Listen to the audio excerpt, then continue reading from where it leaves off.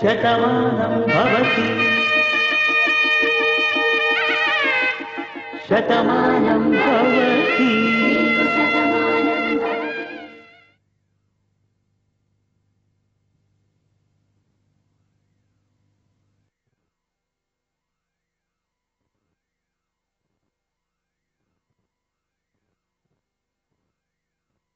శతమానం భవతి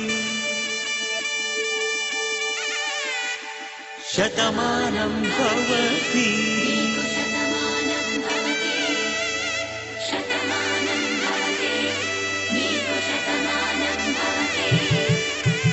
ఒక ఒంట్లోనే కాపురమున్న శివుడు పార్వతీ శతమానం భవతి. తనువులు రెండు తామొకటైన సీతారాములకే శతమానం భవతి.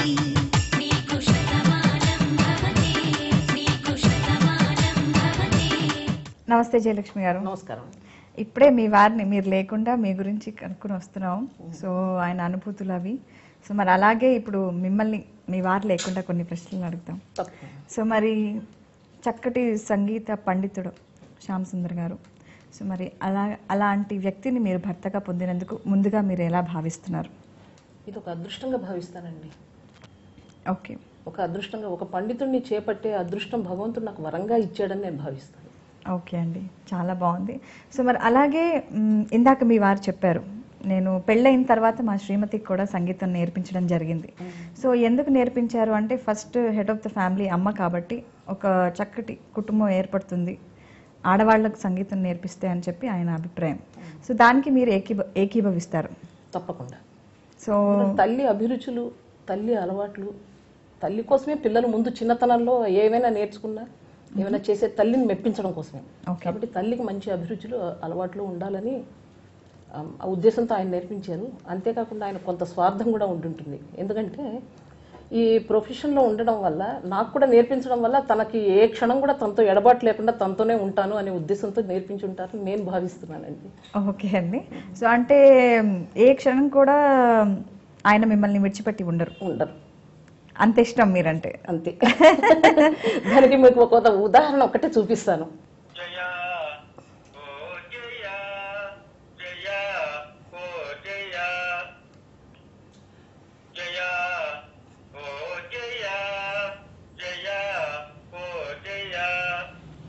ఇలా చాలా బాగుందండి. సంగీతంతో నా వెంటే ఎప్పుడూ ఉంటారు, అనుక్షణం వెంటే నన్ను ఉంచుకుంటారు. చాలా ఇది నాకు తనలో చాలా ఇష్టమైన విషయం. పిల్లల విషయంలో మీరు ఎటువంటి శ్రద్ధ తీసుకున్నారు? శ్రద్ధ అంటే, తను ముందు మా ఇంటికి సూత్రధారి అండి. ఆయన ముందు వెల్ ఆర్గనైజ్డ్ పర్సన్. ఓకే. తను అన్ని మాకు ఆర్గనైజ్డ్ గా చేసి ఇస్తారు, వాటిని మెయింటైన్ చేయడమే మా పని, అంతే.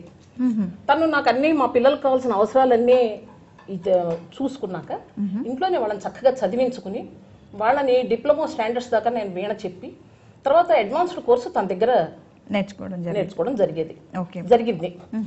మా అదృష్టవశాత్తు వాళ్ళకి సరస్వతి కటాక్షం ఉండి చదువులో కూడా చాలా చక్కగా మంచి, మా అమ్మాయి ఎంఎస్ కంప్యూటర్స్, మా అబ్బాయి ఎంటెక్ చేశారు ఇద్దరు. ఇంతేకాకుండా ఇంకొక విశేషం ఉంది. మా అబ్బాయి తను ఎంటెక్ చేస్తున్నప్పుడు సీనియర్ రీసెర్చ్ స్కాలర్గా ఉండగా తన కొలీగ్ని ప్రేమించి వివాహం చేసుకుంటారని అడిగాడు. ఆ అమ్మాయి చదువులు సరస్వతీదేవి వచ్చి మా తలుపు తట్టి మా ఇంట్లోకి వస్తానంటుంటే వద్దని అనలేం కదండి. ఎంత ఆనందంగా ఉంటుంది మనకు ఆ విషయం. మేము ఆనందంగా ఆహ్వానించాం. వాళ్ళిద్దరు ఇప్పుడు ఎంతో అన్యోన్యంగా ఉన్నారు, మాతో ఎంతో ఆప్యాయంగా ఉంటారు వాళ్ళు. కాబట్టి వాళ్ళ అంటే వాళ్ళని పెంచినప్పుడు వాళ్ళ అవసరాలు చూసినా సరే వాళ్ళ అభిరుచుల్ని కూడా గౌరవించాల్సిన బాధ్యత తల్లిదండ్రుల మీద ఉంది. ఇప్పుడు వాళ్ళిద్దరు కూడా అమెరికాలో ఉన్నారు, మా అమ్మాయి అబ్బాయి. మా అబ్బాయి సాఫ్ట్వేర్ కంపెనీలో తను R&D హెడ్గా ఉన్నాడు. వీణ చాలా బాగా వాయిస్తాడు, అలాగే కీబోర్డ్ కూడా చాలా బాగా వాయిస్తాడు. మంచి కీబోర్డ్ ప్లేయర్ కూడా. వాళ్ళకు ఒక అబ్బాయి, మా కోడలు కూడా సాఫ్ట్వేర్ ఇంజనీర్. ఇటు మా అమ్మాయి విషయం న్యూజెర్సీలో ఉంటుంది, తను అమెరికానే. తను MS కంప్యూటర్స్ చేసి తను ఇప్పుడు అక్కడ వీణ క్లాసెస్ తీసుకుంటుంది. మా అల్లుడేమో తన ఫైనాన్షియల్ కంపెనీలో న్యూయార్క్లో తను ప్రాజెక్ట్ లీడర్గా ఉన్నారు, సాఫ్ట్వేర్ ఇంజనీర్గా. అంతేకాకుండా ఇక్కడ ఒక విశేషం ఉంది ఇందులో. ఇప్పుడు మా ఇంట్లో మావారు నాకు విద్య చెప్పి తనతో కచేరీలో వాయింపించినట్టు, మా అమ్మాయి మా అల్లుడికి వీణని చెప్పి దాంతో పాటు కచేరీలు వాయింపిస్తుంది అక్కడ. అబ్బో చాలా గొప్ప విషయం అండి ఇది. అంటే కోడలు కానివ్వండి, అల్లుడు కానివ్వండి, వేరే బయట ఫ్యామిలీస్ నుంచి వచ్చినా చక్కగా మీరు వాళ్ళకి కూడా విద్యను నేర్పించి వాళ్ళతో పాటుగా కచేరీలు అవి ఇవ్వడానికి చాలా చక్కగా ప్రోత్సహిస్తున్నారు. చాలా ఇది బాగుంది. కాక చివరికి ఒకటి ఏమిటంటే జీవితం, వైవాహిక జీవితంలో పిల్లలు అనేది ఒక పార్ట్, అవును, మొత్తం వాళ్లే కాదు. తల్లిదండ్రులు మన వివాహం చేసి ఒక అయ్యకో అమ్మకో అప్ప చెప్తారు, వాళ్ళిద్దరు కలిసి మిగతా 100% లీడ్ చేస్తున్నప్పుడు దాంట్లో పిల్లలు పుట్టడం, వాళ్ళని పెంచడం పంపించడం అనేది ఒక భాగం. ఆ భాగం మేము పూర్తిగా సక్సెస్ఫుల్ గా అయ్యామని చెప్పడానికి ఒకటే ఉదాహరణ ఏంటంటే, మా అబ్బాయి చెప్పాడు, నాన్నగారు మమ్మల్ని పెంచిన విధానం వేరమ్మా, అందని ద్రాక్ష పళ్ళు పుల్లన అంటారు, కానీ అందిన ద్రాక్ష పళ్ళు తీయనా అనుకుని బతకాలి అని చెప్పారు. అంటే జీవితాన్ని మనకు అందిన దాన్ని సంతృప్తికరంగా జీవించాలి అని చెప్పి చెప్పారు అన్నారు. ఇంతకంటే గొప్ప జీవిత సత్యం లేదు కదండి. ఇంతకంటే గొప్ప చాలా చక్కగా అందరికీ అర్థమయ్యేలా చెప్పారు. ఇంకొక చిన్న విషయం, రేపు ఇలా పెళ్లి పుస్తకం రికార్డింగ్ ఉందని చెప్తే నిన్న రాత్రి మా ఇద్దరు పిల్లలు ఫోన్ చేసి, మీరు ఒకసారి మీడియాలో చెప్పండి, మీ ఇద్దరు పిల్లలకి మీరంటే చాలా ప్రాణం అని చెప్పండి అని చెప్పారు. చాలా అద్భుతం. మేము చాలా సక్సెస్ఫుల్ తల్లిదండ్రులుగానే మేము ఫీల్ అవుతున్నాం. మరి ప్రతి ఒక్క వైవాహిక జీవితంలో అనుభూతులు, తీపి అనుభూతులు, జ్ఞాపకాలు ఉంటాయి. అవన్నీ గుర్తుంచుకోవాలంటారు. ఉండాలి, తప్పకుండా. ఎందుకంటే జ్ఞాపకాలు మనిషిని సజీవంగా ఉంచుతాయండి. అవి మన సుఖమయ జీవన యానానికి అవి ఇంధనం లాంటివి. జ్ఞాపకాలు, అనుభూతులు, అభిరుచులు, జ్ఞాపకాలు, భావుకత, తర్వాత భావ ప్రకటన, ఇవన్నీ ఉంటేనే జీవితం బాగుంటుంది, లేకపోతే నిస్తేజంగా ఉంటుంది. జ్ఞాపకాలు అనేవి చాలా రిఫ్రెష్ చేస్తాయి మనని అని మేము భావిస్తాం. అందుకని మేము మొదటి నుంచి కూడా చక్కటి జ్ఞాపకాలను మేము దాచుకున్నాం. మా పెళ్లి శుభలేఖలు, అలాగే మా పెళ్లి పట్టు చీర, అలాగే మా అబ్బాయి మొదటిసారి రాసిన తెలుగు వర్డ్స్, ఇది కాక మా అమ్మాయి మొదటిసారి రాసిన నంబర్స్, మావారు సంగీతం చెప్తుండగా పిల్లలు ఇద్దరు చిన్న పిల్లలు పాడిన పాటలు రికార్డెడ్, ఇవే కాదు ఇంకా చాలా ఉన్నాయి, మీకు ఊరికే చెప్తున్నాను ఇవి.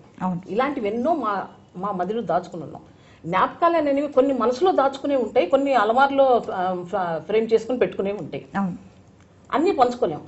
అలాగే వైవాహిక జీవితంలో కొన్ని సమస్యలు కూడా ఉంటాయి. ఆ సమస్యలు ఏంటంటే మనం ఆ సమస్య ఫేస్ చేస్తున్నప్పుడు అది మనకు సమస్య, కానీ నిజానికి అది దాటి వెళ్ళాక అది మనకు ఆ రోజు ఆ సమస్యను మనం ఎంత బాగా మీట్ అయ్యాం, ఎంత బాగా దాన్ని సక్సెస్ఫుల్ గా బయటకు వచ్చాము అనేది కూడా ఒక జ్ఞాపకమే కదా అది.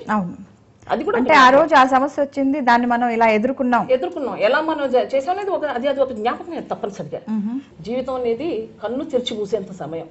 అది నిజంగా మనం ఇలాంటి జ్ఞాపకాలు వీటినన్నిటిని మనం పోగు చేసుకుని వాటిని తలుచుకుంటూ ఉంటే మనకి జీవితం క్షణంలో జరిగిపోతుంది.